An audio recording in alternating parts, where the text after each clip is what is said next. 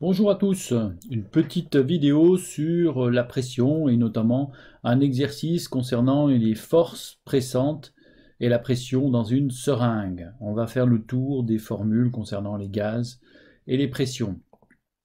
Voilà, nous avons une seringue dans laquelle on a un gaz à 20 degrés. Cette seringue est bouchée. Elle a une pression à l'intérieur de 2,0 bar et son volume de 25 millilitres. On nous précise qu'à cette pression et cette température, le volume molaire est de 12,2 litres par mol. Et on nous donne toute une série de questions auxquelles nous allons répondre. Commençons. Tout d'abord, donner la valeur de la pression dans son unité légale. La pression dans son unité légale, c'est le pascal. Donc ici, nous avons une pression de 2,0 bar. Or, 1 bar égale 10 puissance 5 pascal. Donc, nous aurons une valeur de pression de 2,0 10 puissance 5 pascal. Voilà. Question 2. On me demande de calculer la quantité de matière de gaz contenue dans la seringue, c'est-à-dire ici. Alors, la quantité de matière, le nombre de moles, c'est ça la quantité de matière, hein.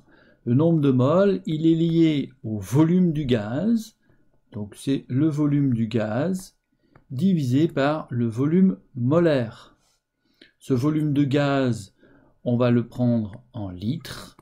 Le volume molaire sera en litres par mol, d'accord?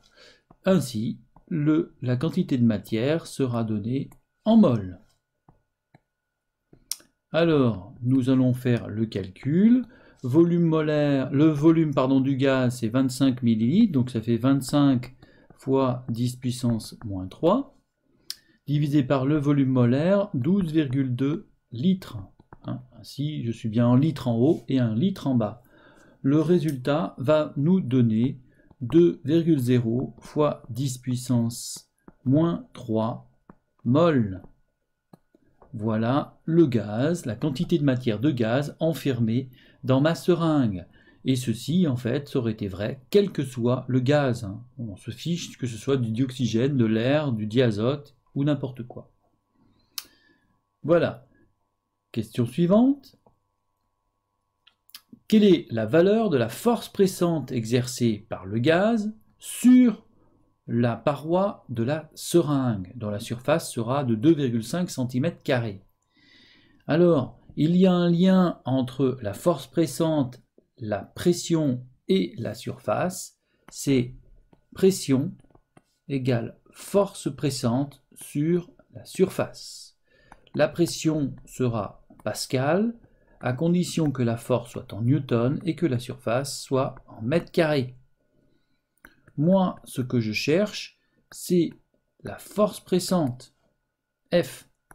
Donc, F est égal à P fois S. Le problème que j'ai, c'est que S est en centimètres carrés. Alors, il me faut transformer ces fameux centimètres carrés en mètres carrés.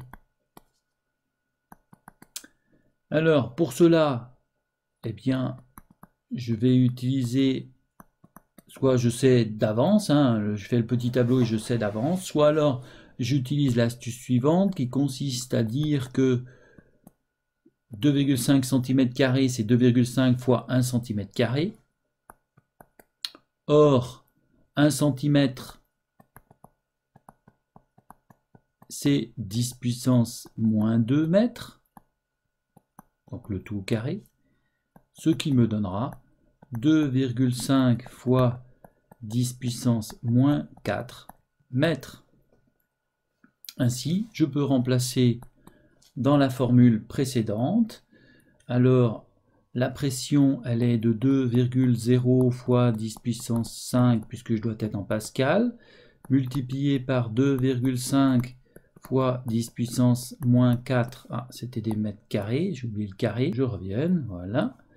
Ceci va me donner 50 newtons. Voilà pour la force pressante. Question suivante, on me dit qu'on comprime le gaz et que la pression maintenant est de 2,5 bars. Calculez la nouvelle force pressante exercée sur les parois de la seringue et quel sera le volume maintenant occupé par la seringue puisque nous avons appuyé pour obtenir une pression de 2,5 bars. Alors, à la question petit a, quelle sera la nouvelle force pressante? Eh bien, la force pressante, c'est toujours la même formule, hein, P égale F fois S. La surface de la seringue ne change pas, il n'y a que la pression qui change. On a maintenant 2,5 bars, c'est-à-dire 2,5 fois 10 puissance 5 pascal, multiplié par 2,5 fois 10 puissance moins 4, c'est la surface hein, en mètres carrés, et ceci me donne 63 newtons.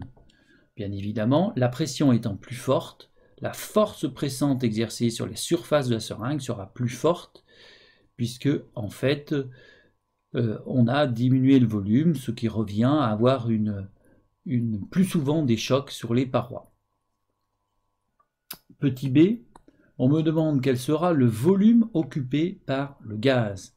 Alors pour cela, je vais utiliser la loi de Boyle-Mariotte. Boyle-Mariotte, qui dit que le produit de la pression fois le volume, reste constant, à condition que N soit constant, hein, c'est-à-dire le nombre de moles ne bouge pas, ce qui est le cas, hein, puisqu'il est enfermé dans la seringue, donc le gaz ne peut pas, je ne peux pas en rajouter ni en enlever, et que la température soit elle aussi constante. On va supposer effectivement que c'est le cas, même si l'énoncé ne le précise pas. Alors, je vais dire la chose suivante. P1 fois V1, c'est-à-dire la pression et le volume avant avoir appuyé sur le piston, égale la pression fois le volume après avoir appuyé sur le piston. De là, j'en déduis que le volume V2 va être égal à P1 fois V1 sur P2. Voilà. Revient à dire la chose suivante. 2,010 puissance 5 pascal multiplié par 25 millilitres, le tout divisé par 2,5 fois 10 puissance 5. Alors, je me retrouve avec V2 égale un volume de 20 millilitres. Notez que je n'ai pas changé ici parce que le résultat, je l'aurai dans la même unité que cette unité-là.